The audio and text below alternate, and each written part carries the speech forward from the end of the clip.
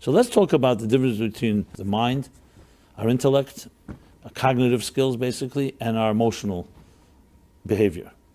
So in Kabbalistic and Hasidic thought, as you may be familiar, these are the two key elements of conscious experience. Conscious. We're not talking now about superconscious.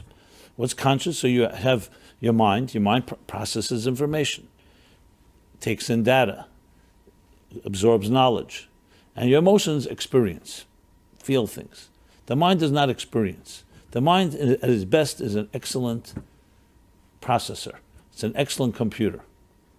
Now obviously when you're a human being, the mind and the heart work hand in hand. So in a sense you could say the central nervous system and the sensations even of the heart, even of our emotions go through the mind. But if you talk about the mind purely as an intellectual processor, what is the key distinction between that and emotions?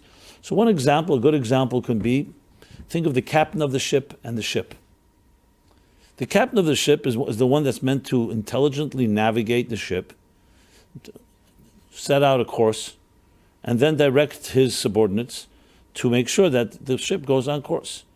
But you can have a captain, and you can have an entire crew sitting in a laboratory or sitting in a university and talking about all kinds of maneuvers and strategies of traveling, and it's all in their heads. It's all theory.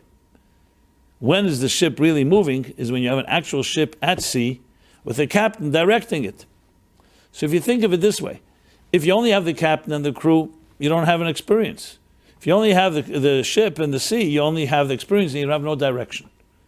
So with that analogy, you can really apply that to our lives. That an intelligent, mature person, the intelligence of that person should be the captain, should be the one that processes information, sifts through it, determines to the best of its ability what's right, what is wrong, what's healthy, what's not healthy. In a sense, like almost protecting the emotions before the emotions come into full-blown action, so the emotions don't just go off in the wrong course like a ship that doesn't have a rudder or doesn't have a captain. Because emotions, by definition, are impulsive. By children who their minds are not working, I'm talking about full-blown minds, intellect, you see how impulsive they are. Adults, officially we have minds that are supposed to check our emotions, but we also can be manipulated and we also can suddenly be impulsive, as we see all the time. And it's like, crimes of passion, as they call it. The mind, on the other hand, when it's at its best, is a reflector. It reflects on everything. It doesn't jump to conclusions. It studies something. Yes, this may be very appealing, but let's look at all the consequences, long-term consequences. We may not have done it.